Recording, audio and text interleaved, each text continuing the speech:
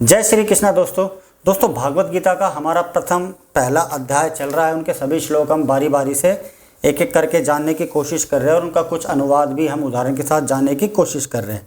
दोस्तों अभी तक हमारे 28 श्लोक कंप्लीट हो चुके हैं भागवत गीता के, जिसमें अर्जुन भगवान की दोनों की बातचीत चल रही है। अर्जुन भगवान को अपने बारे में बता रहा है कि भाई हम दोनों, अर्जुन सेना के बीच में खड़ा हुआ है और अब वो अपने भगवान से बात कर रहा है, कृष्ण से बात कर रहा है कि मेरे साथ ये प्रॉब्लम आ रही है, मुझे कभी मेरे हाथ पाँव में फूल गए हैं। ये सारी बातें अब चल रही है। अब दोस्तों अगला श्लोक आता है 29वां श्लोक की हम बात कर लेते हैं। और दोस्तों एक एक करके हम ऐसे पूरी भागवत गीता कंप्लीट करने की कोशिश करेंगे और आपको इसमें अति आनंद आने वाला है और आपको आध्यात्मिक बातों के बारे में पता चलने वाला है कि महाभारत काल के दौरान, द्वापर युग के दौरान क्या क्या घटना घटित थी उस भयंकर महायुद्ध के अंदर। अगला श्लोक अब हम स्टार्ट कर देते हैं। वैपथुश्च शरीरे में रोम हर्षश्च जायते गांडीवम स्त्रसते हस्तात्वक्यचैव परिद्रहार्ते। मेरा सारा शरीर कांप रहा है। अर्जुन भगवान श्री कृष्ण से अब बातचीत कर रहा है कि मेरा सारा शरीर कांप रहा है, मेरे रोंगटे खड़े हो रहे हैं, मेरा गांडीव धनुष मेरे हाथ से सरक रहा है और मेरी त्वचा जल रही है। शरीर में 2 प्रकार का कंपन होता है और रोंगटे भी 2 प्रकार से खड़े होते हैं। दोस्तों अर्जुन भगवान को बता रहा है ऐसा या तो आध्यात्मिक परमानंद के समय या भौतिक परिस्थितियों में अत्यधिक भय उत्पन्न होने पर होता है।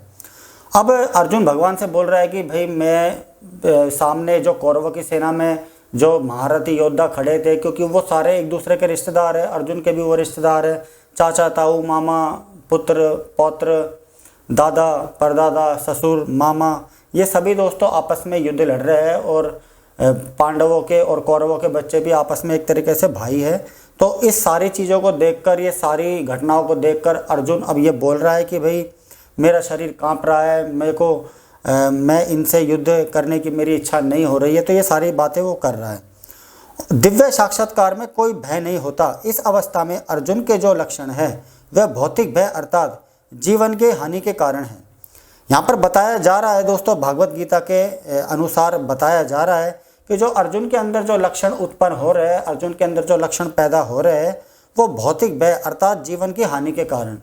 क्योंकि अगर वो युद्ध नहीं लड़ेगा तो सारा राजपाट चला जाएगा और वो युद्ध लड़ेगा तो उसके सारे सगे संबंधी युद्ध के दौरान मारे जाएंगे।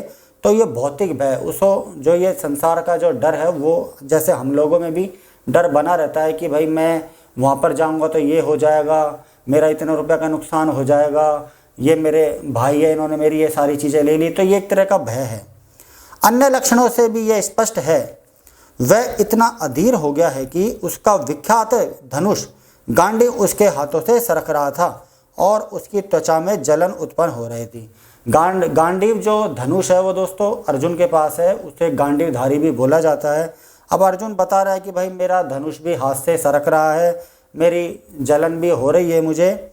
ये सब ये जो सब लक्षण है देहात्म बुद्धि से जन्य है। अगले श्लोक की बात करते हैं, 30वां श्लोक। न च शक्रान में व स्थातुम ब्रह्मतीव च में मन है निमित्तानि च पश्यामि विपरीतानि केशव। मैं यहाँ अब और अधिक खड़ा रहने में असमर्थ हूँ, मैं अपने को भूल रहा हूँ और मेरा सिर चकरा रहा है। अर्जुन बता रहा है कि भाई मुझसे अब खड़ा भी नहीं हुआ जा रहा, मैं अपने को भी भूल रहा हूँ कि मैं कौन हूँ। मतलब एक तरीके से वो अंधकार में जाता हुआ दिख रहा है और बोल रहा है कि मेरा सिर भी चकरा रहा है, मुझे चक्कर भी आ रहे हैं। हे कृष्ण, मुझे तो केवल अमंगल के कारण दिख रहे हैं। और बोल रहा है कि मुझे तो सब कुछ बेकार सा लग रहा है। अपने अधैर्य के कारण अर्जुन युद्ध भूमि में खड़ा रहने में असमर्थ था और अपने मन की इस दुर्बलता के कारण उसे आत्मविस्मृति हो रही थी। भौतिक वस्तुओं के प्रति अत्यधिक आसक्ति के कारण मनुष्य ऐसी मोहमयी स्थिति में पड़ जाता है। दोस्तों जो भागवत गीता चल रही है, इसे असली में हमें हमारे जीवन में उतार के देखना चाहिए। भगवान तो भगवान है, अर्जुन की जगह हमें स्वयं उपस्थित करके अपने आप को देखना चाहिए, अपने आप को अर्जुन समझना चाहिए। और ये सारी जो समस्या अब आ रही है वो वैसे भी हमारे आसपास ये सारी समस्या हमें प्रकट होती दिखती है और ये सारी समस्याएं भी एक आम इंसान के साथ डेली लाइफ में आती रहती है। तो हमें अब अर्जुन की जगह खुद को वहाँ पर महसूस करना है कि हमारे साथ ये सारी समस्या आ रही है। तो अब भगवान जो उनको रास्ता बताएंगे वो उसी रास्ते पर हमको भी चलना है। ये सारी जो भी परिस्थिति आती है सब मोह के कारण आती है। भयम दित्याभिनिवेशते स्यात्, भागवत के 11वें अध्याय में भी इसके बारे में बताया हुआ है कि ऐसा भय तथा मानसिक असंतुलन उन व्यक्तियों में उत्पन्न होता है जो भौतिक परिस्थितियों से ग्रस्त होते हैं। अर्जुन को युद्ध भूमि में केवल दुखदायी पराजय की ही प्रतीति हो रही थी। वह शत्रु पर विजय पाकर भी सुखी नहीं होगा। अर्जुन अब सोच रहा है, अर्जुन बता रहा है कि भाई अगर मैं इनको जीत भी लूंगा तब भी मेरे पास कुछ राजपाट तो बचेगा, लेकिन मेरे सगे संबंधी नहीं बचेंगे और मैं विजय पाकर भी सुखी नहीं होऊंगा। निमित्तानि विपरीतानि शब्द महत्वपूर्ण है। जब मनुष्य को अपनी आशाओं में केवल निराशा दिखती है तो वह सोचता है मैं यहाँ क्यों हूँ। प्रत्येक प्राणी अपने में तथा अपने स्वार्थ में ही रुचि रखता है।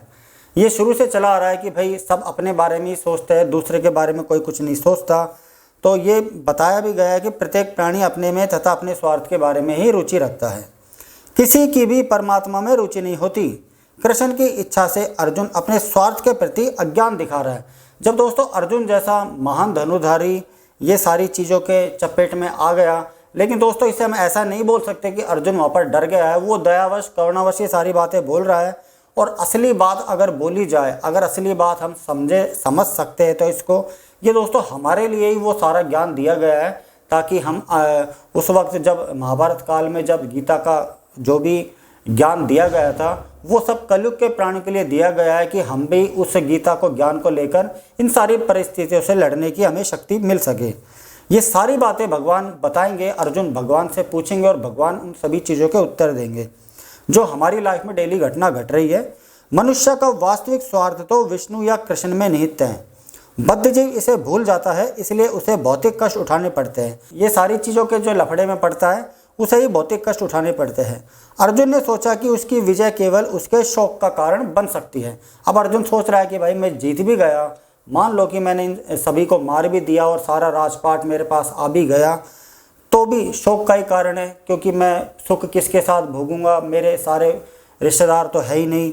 तो अर्जुन भी अपनी जगह सही था, वो एक एक करके भगवान को ये सारी बातें बता रहा था। अगला श्लोक है 31 न च श्रो अनुपश्यामि हत्वा स्वजन माहवे न कांगश्च विजयम कृष्ण न च राज्यम सुखानी च। हे कृष्ण, इस युद्ध में अपने ही स्वजनों का वध करने से न तो मुझे कोई अच्छाई दिखती है और न मैं उससे किसी प्रकार की विजय, राज्य या सुख की इच्छा रखता हूँ।